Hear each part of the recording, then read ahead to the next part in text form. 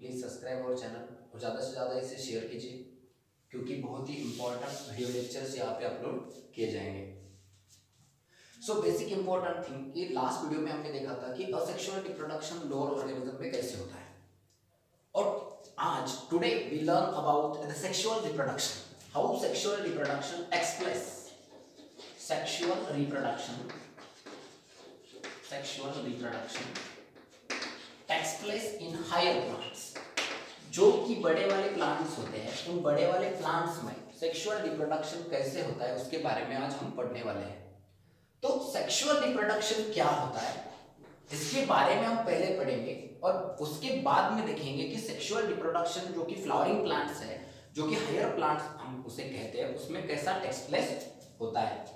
तो sexual reproduction यानी इसमें दो पेरेंट्स इन्वॉल्व होते हैं। एक पेरेंट्स होता है मेल एंड दूसरा जो पेरेंट्स होता है उसे कहते हैं फीमेल। यानी कि एक मेल और एक फीमेल दोनों के गैमेट के फ्यूजन की वजह से, यानी गैमेट जिस रिप्रोडक्शन में इन्वॉल्व है उस रिप्रोडक्शन को हम सेक्सुअल रिप्रोडक्शन कहते हैं। कि सेक्सुअल रिप्रोडक्शन में दो गैमेट्स होते हैं, एक मेल गैमेट्स होता है और एक फीमेल गैमेट्स होता है। यानी कि सेक्सुअल रिप्रोडक्शन में दो सेक्सेस होते हैं, एक मेल और एक फीमेल। तो आज हम पढ़ने वाले कि how sexual reproduction takes place in higher plants, जो कि बड़े वाले प्लांट्स से, हायर प्लांट्स से, उनमें सेक्सुअल रिप्रोडक्शन टेक्स प्लेस कैसे होता है और उसमें रिप्रोडक्शन की जो प्रोसेस है उस प्रोसेस के बारे में भी आज हम पढ़ने वाले हैं। तो सेक्सुअल रिप्रोडक्शन में दो पेरेंट्स इन्वॉल्व होते हैं, इसलिए इस सेक्सुअल रिप्रोडक्शन को हम कहते हैं कि ये बाय पेरेंटल है। कल हमने देखा था कि जो असेक्सुअल रिप्रोडक्शन था वो असेक्सुअल रिप्रोडक्शन यूनिपेरेंटल था। व्हाई? बिकॉज उसमें ओनली वन सेक्स प्रेजेंट था, दो सेक्स नहीं थे, मेल नहीं था, फीमेल नहीं थी, एक ही पेरेंट्स था। लेकिन सेक्सुअल रिप्रोडक्शन में दो पेरेंट्स है, एक मेल है और एक फीमेल पेरेंट्स है, इसलिए इस रिप्रोडक्शन को हम बाय पेरेंटल रिप्रोडक्शन कहते हैं। और ये जो सेक्सुअल रिप्रोडक्शन है बहुत ही इंपॉर्टेंट है फॉर वेरिएशन। जो सेक्सुअल रिप्रोडक्शन है, सेक्सुअल रिप्रोडक्शन की वजह से कुछ तो नया बनता है। Why? Because two different characters from the two different parents, दो अलग अलग पेरेंट्स से जो दो अलग अलग टाइप के कैरेक्टर्स है वो यहाँ सेक्सुअल रिप्रोडक्शन की वजह से कंबाइन होते हैं। Half character from the maternal, half character from the paternal, and दोनों कंबाइन होने के बाद न्यूली ऑफस्प्रिंग जो फॉर्म होता है जो कि अपने पेरेंट्स से बहुत ही अलग होता है। इसलिए मेन इंपॉर्टेंट थिंग है कि sexual reproduction leads to variation. Why? Due to heredity and finally cause a evolution. ये इवोल्यूशन भी कॉज करने में बहुत ही इंपॉर्टेंट है। अगर आप टोटली असेक्सुअल रिप्रोडक्शन ही अगर होता रहता है तो वहां पे वेरिएशन नहीं दिखता है, सिर्फ हेरिडिटी होती है, ऑल कैरेक्टर उसमें ट्रांसफर हो जाते हैं, लेकिन इवोल्यूशन नहीं हो सकती। इवोल्यूशन होने के लिए वेरिएशन बहुत ही इंपॉर्टेंट है। और जबकि दो पेरेंट्स सेक्सुअल रिप्रोडक्शन दोनों पेरेंट्स में नहीं होता है तब तक इवोल्यूशन टेक्स प्लेस नहीं हो सकती। तो सेक्सुअल रिप्रोडक्शन, ये हुआ सेक्सुअल रिप्रोडक्शन। अब रही नेक्स्ट बात, सेक्सुअल रिप्रोडक्शन में दो पेरेंट्स हैं, सेक्सुअल रिप्रोडक्शन बाय पेरेंटल है, सेक्सुअल रिप्रोडक्शन में वेरिएशन दिखाई देता है, हेरिडिटी दिखाई देती है और इवोल्यूशन भी दिखाई देता है। और सेक्सुअल रिप्रोडक्शन जो है वो बेस्ड होता है कुछ तो फेनोमेनन में, यानी कि इसमें कुछ तो पिकुलर स्ट्रक्चर्स है, कुछ तो टाइम पीरियड्स है। उस सारे के सारे टाइम पीरियड्स प्लांट्स में कैसे होते हैं उसके बारे में आज हम इस चैप्टर में देखने वाले हैं। सो सेक्सुअल रिप्रोडक्शन में क्या होता है? फर्स्टली तो गैमेट फॉर्म होते हैं, यही बताया मैंने, गैमेट फॉर्म होता है। और गैमेट फॉर्म होने के लिए टू इंपॉर्टेंट स्टेज है, एक है meiosis, meiosis type of division होना चाहिए, गैमेट मियोसिस से बनते हैं, और दूसरा होता है फ्यूजन ऑफ गैमेट। दूसरा होता है fusion of gamete. Fusion of gamete यानी कि सेक्सुअल रिप्रोडक्शन टोटली बेस्ड है दो फेनोमेनॉन पे, मियोसिस यानी कि गैमेट कैसे बनते हैं और फ्यूजन ऑफ गैमेट्स यानी फर्टिलाइजेशन, कि फर्टिलाइजेशन कैसे होता है। अगर फर्टिलाइजेशन नहीं हुआ तो सेक्सुअल रिप्रोडक्शन कंप्लीट नहीं होगा, और अगर गैमेट ही फॉर्म नहीं हुए तो फर्टिलाइजेशन नहीं होगा, और फर्टिलाइजेशन नहीं होगा तो सेक्सुअल रिप्रोडक्शन भी टेक्स प्लेस नहीं हो सकता। इसलिए सेक्सुअल रिप्रोडक्शन अगर हमें कंप्लीट करना है, सेक्सुअल रिप्रोडक्शन अगर ऑकर्स होगा ऑर्गेनिज्म में, तो वहां पे दो बहुत ही इंपॉर्टेंट स्टेप्स होते हैं, मियोसिस यानी formation of gametes and fusion of gametes यानी फर्टिलाइजेशन। ये जो बहुत ही इंपॉर्टेंट टर्म्स है सेक्सुअल रिप्रोडक्शन के बारे में। अब नेक्स्ट पॉइंट है सेक्सुअल रिप्रोडक्शन में कि कुछ तो न्यू बन रहा है, new generation, new offspring form. यहां पे न्यू ऑफस्प्रिंग फॉर्म होने वाले हैं सेक्सुअल रिप्रोडक्शन में। अब मैंने कल ही कहा था असेक्सुअल रिप्रोडक्शन में जो ऑफस्प्रिंग्स होते हैं वो आइडेंटिकल होते हैं टू देयर पेरेंट्स, लेकिन सेक्सुअल रिप्रोडक्शन में जो ऑफस्प्रिंग होंगे वो नॉन आइडेंटिकल होंगे, non identical to their parents. उनके पेरेंट्स से वो बिल्कुल भी सिमिलर नहीं होंगे, थोड़ी बहुत सिमिलरिटी होगी उनकी उनमें ड्यू टू हेरिडिटी, लेकिन टोटली वो सिमिलर नहीं होंगे। वो सिर्फ आपको बाहुबली में ही देखा जाएगा, लेकिन रियल लाइफ में वैसा नहीं होता है। ठीक है, सो ये है सेक्सुअल रिप्रोडक्शन के बारे में। अगर आप लिखना चाहिए तो नोट डाउन दिस। अब हम देखेंगे कि प्लांट में सेक्सुअल रिप्रोडक्शन कैसे होता है। सेक्सुअल रिप्रोडक्शन प्लांट में टेक्स प्लेस कैसे होता है। सो सेक्सुअल रिप्रोडक्शन प्लांट में कैसे टेक्स प्लेस होता है उसके बारे में देखेंगे आज। सेक्सुअल रिप्रोडक्शन इन प्लांट, अगर कोई प्लांट सेक्सुअल रिप्रोडक्शन करता है तो उसके लिए वो कुछ तो स्टेज तक जाना होना चाहिए। सपोज आपने एक सीड बोया है, अब इस सीड से प्लांट जर्मिनेट होगा, ये प्लांट बन गया है यहाँ पे।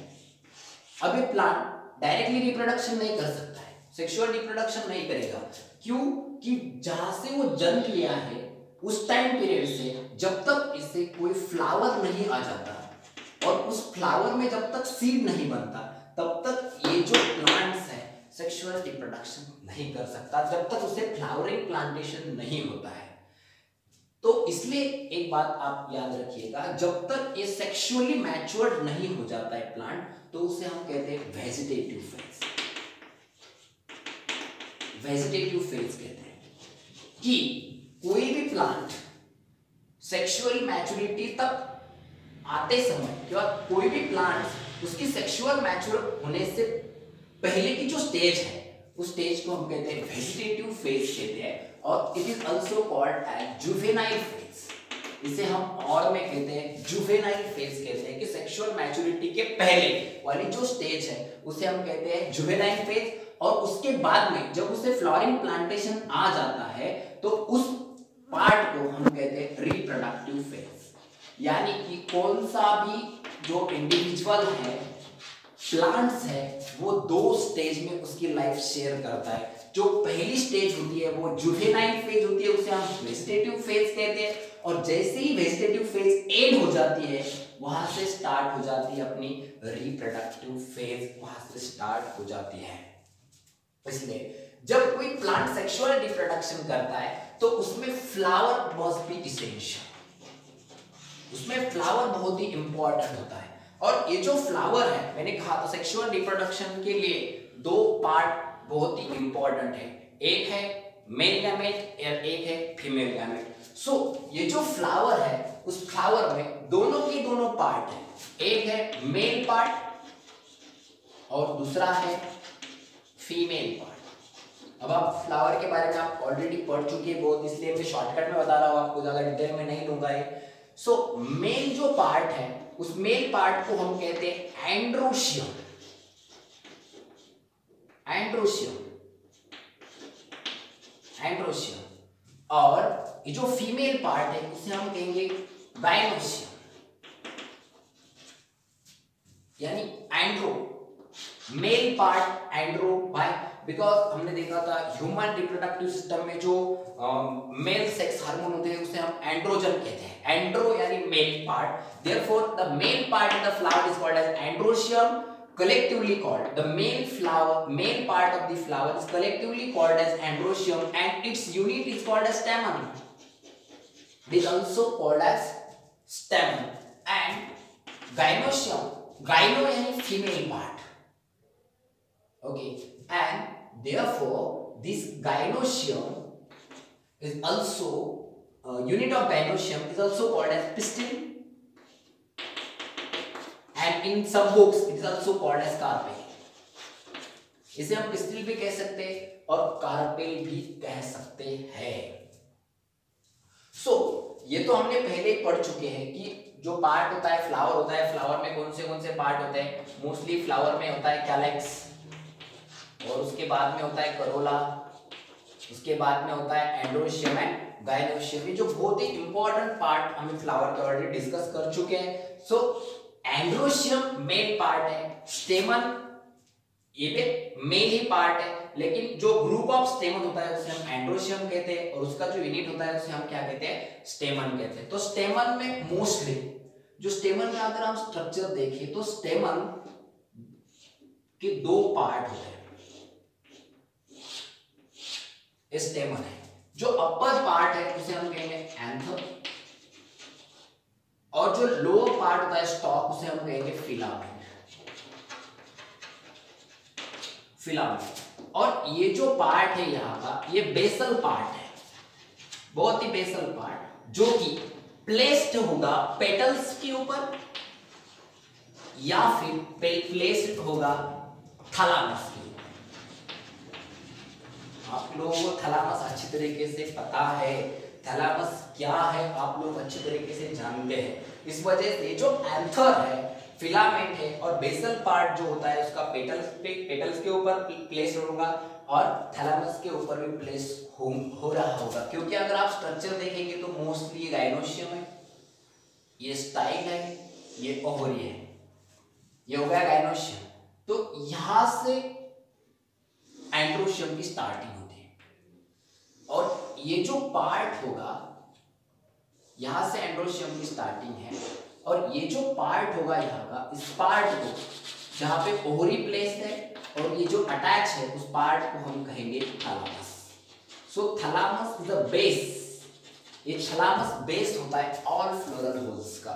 जो सारे के सारे फ्लोरल होल्स होते हैं वो सारे के सारे फ्लोरल होल्स थैलामस के ऊपर प्लेस्ड किए जाते हैं, वहां पे रहते हैं। तो ये हुई बात सेक्सुअल रिप्रोडक्शन के बारे में। सेक्सुअल रिप्रोडक्शन प्लांट में कैसे होता है, जुवेनाइल फेज और वेजिटेटिव फेज के बारे में बताया, और रिप्रोडक्टिव फेज के बारे में भी बताया। सो नेक्स्ट टॉपिक के बारे में हम लर्न करेंगे अभी कि structure of स्टेमन, structure of gynoecium, structure of pistil, सारे के स्ट्रक्चर हमें डिटेल में यहाँ पे पढ़ना है, क्योंकि बहुत ही इंपॉर्टेंट टर्म है ये सेक्सुअल रिप्रोडक्शन में कि स्टेमन कैसा होता है उसके बारे में पढ़ेंगे। तो मेल जो है, मेल गैमेटोफाइट, मेल गैमेटोफाइट। दूसरी बात है फीमेल गैमेटोफाइट।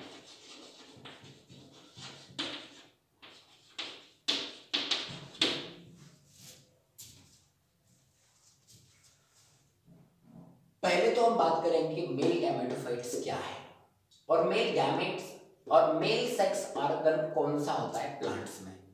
सो प्लांट्स में जो मेल सेक्स ऑर्गन है उसे हम कहेंगे स्टेमन। स्टेमन is a male sex organ, it is a male sex organ. Male sex organ उसे हम कहेंगे स्टेमन। ये जो स्टेमन है उसमें 3 पार्ट्स है। अपर मोस्ट पार्ट उसे हम कहेंगे एंथर। अब ये एंथर कैसे होगा, बाई लोब होगा, 2 लोब हो गए एंथर को कहेंगे हम एक ही बायलोब है, बायलोब एंथर है। बायलोब भी होगा तो एक जो लोब होगा सिंगल लोब अगर होगा तो उसमें 2 पोलन सैक है,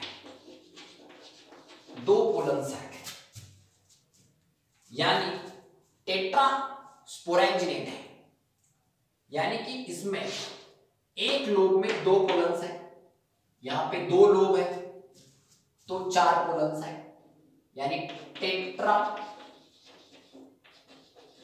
स्पोरेंजिनेट।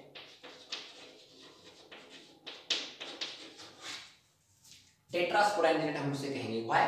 बिकॉज एक लोब में 2 पोलन सैक, तो 2 लोब में 4 पोलन सैक हो गए यहां पे, इसलिए अब ये जो पार्ट है अपर मोस्ट पार्ट उसे हम कहेंगे एंथर, जो स्टाल है उसे हम कहेंगे फिलामेंट, और ये जो है बेस पार्ट है। अब हम देखेंगे कि एंथर में क्या होता है। तो एंथर का जो स्ट्रक्चर होता है वो मोस्टली दिस टाइप का होता है,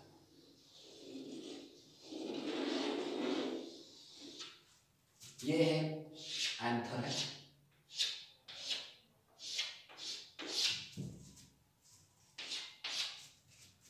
अब यहां पे 2 लोब स्ट्रक्चर और हर एक लोब में 2 पोलन सैक्स है,